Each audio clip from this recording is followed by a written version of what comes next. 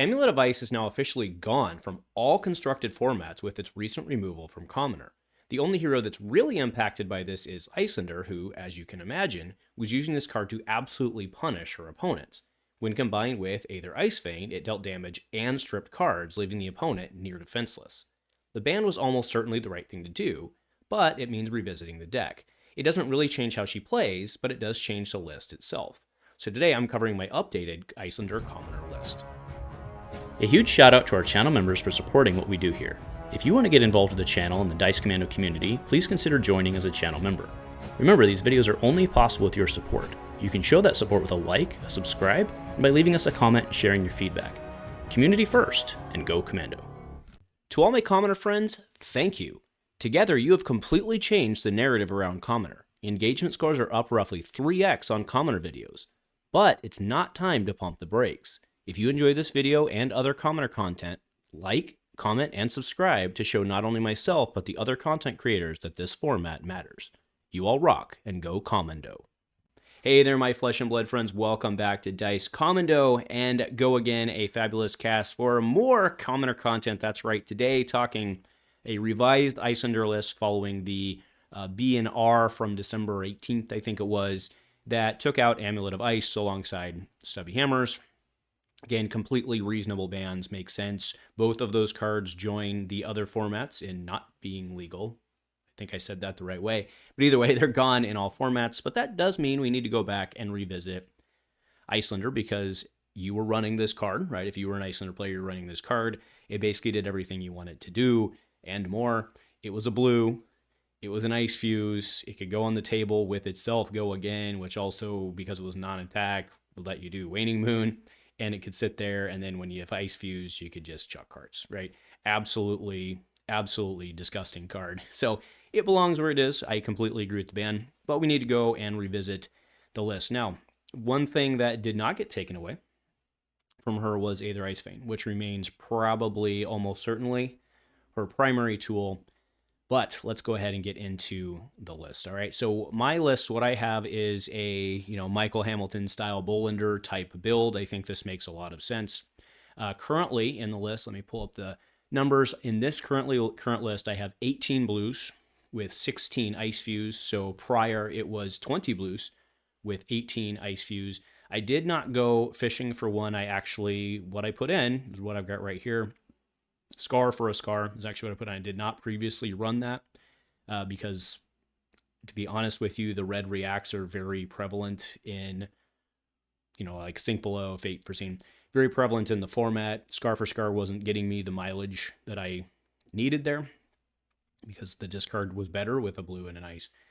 But yes, Scar for Scar. And I realize it is a little odd to swap in a red for a blue.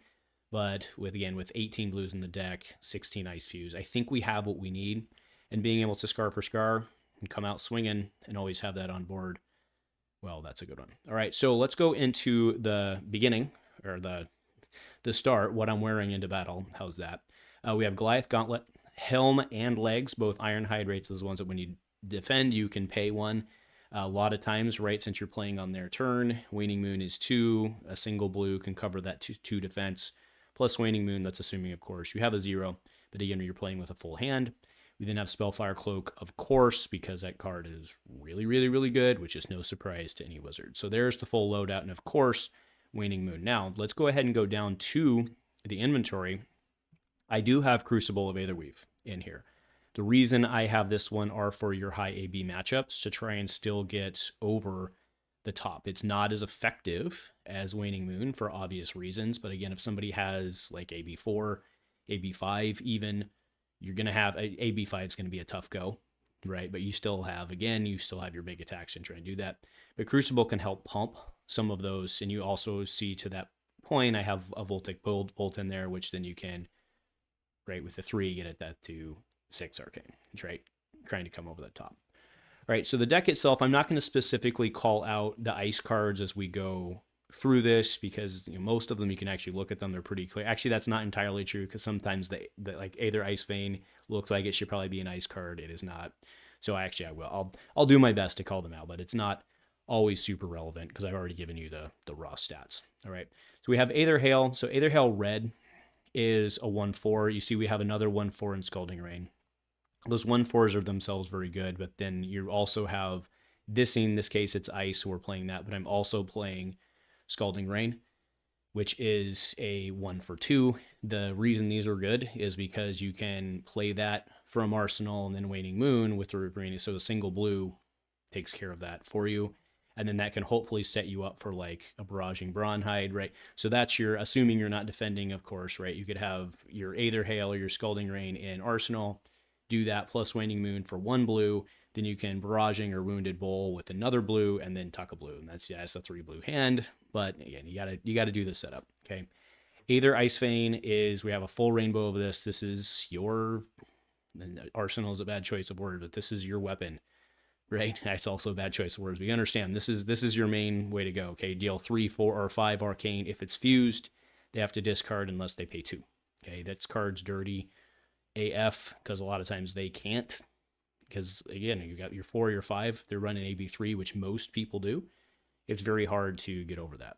Okay, we've got Bronhide, Wounded Bull, and then Scar for Scar doing the thing there.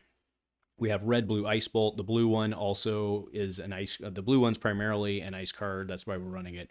But the Ice Bolt red can come over the top for 5 as well, trying to pump. Now, that is a 2-drop, so it's a little harder to use that with Waning Moon. A lot of times with the red Ice Bolt, you're using that offensively, meaning on your turn.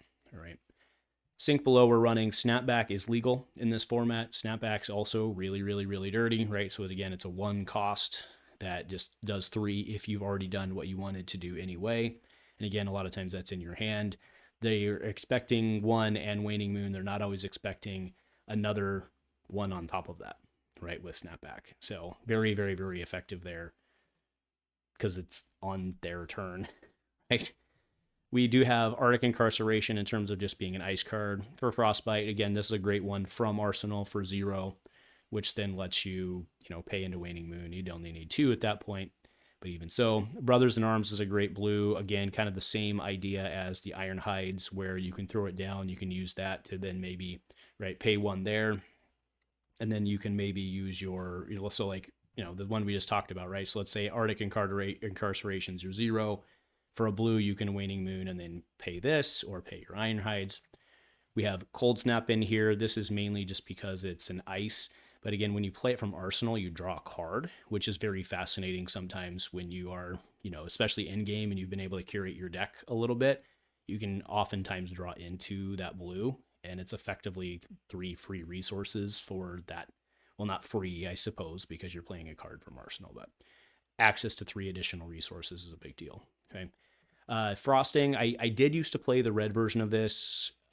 You could, I suppose, if you don't like Scar for Scar, to give you that extra ice card if you think you need it. But 3 Arcane typically doesn't do what you want it to do on your turn, right? In the case that I'm talking about of red Frosting. Blue Frosting here, being able to throw 1 Arcane and a Frostbite, and then turn on Waning Moon and do all your things. That's very good.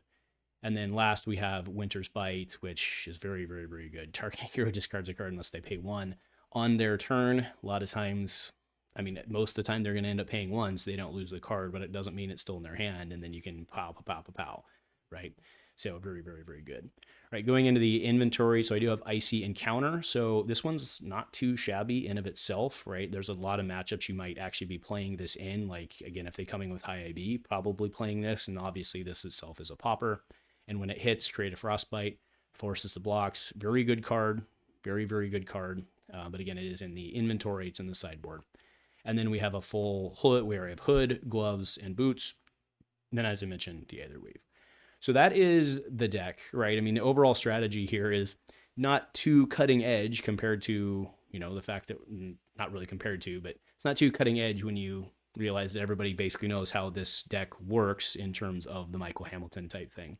But if you're playing catch up, the idea here is that you can set up very consistently to play 2 turns on your opponent's turn. And what I mean by that is, so if you throw, let's say, a Barraging Bronhide, okay? So it's coming in, or just one of your 3/7s, right? So you throw a 3/7, that costs you 2 cards to do. And then if you tuck a blue card into your arsenal, you can then play that on your opponent's turn. Like, let's say something like, right, let's say Aether Hail would be right? If you flip that, not only is it blue that you're then paying 1 to deal 2 Arcane, it's also pumping out a Frostbite, which can slow them down. But let's think about what their hand looks like after they just either took some damage off of the 3/7, or let's say they full block the 3/7. Either way, there's going to be 2 cards down, right? Assuming that they like 3 and then a D-react or something like that. So they're going to be 2 cards down, which means they go into their turn with 2 cards. They either pitched a swing or they play something. That means they're down in most cases to 1 card, and that's assuming they didn't pay for that other card. Well, now you can do your things and just hit them for damage. In this case, like the Aether Hail, right? It'd be 2 plus 3 for the Waning Moon, plus whatever else you can come up with, right? So you get effectively 1 swing, 2 swings, right, on their turn because your turn rolled over and you got to fill your hand, right? So that's the general idea. Now, you can't do that every single time, right? You have to make sure that you have stuff to tuck, slow them down using the ice stuff. But by and large, you're going to be able to consistently get several 2-to-1s over the course of the game, and that will win you the game. So anyway, that's the Iyslander deck list. Check it out below. And nothing else, folks. Have a great day and go Commando.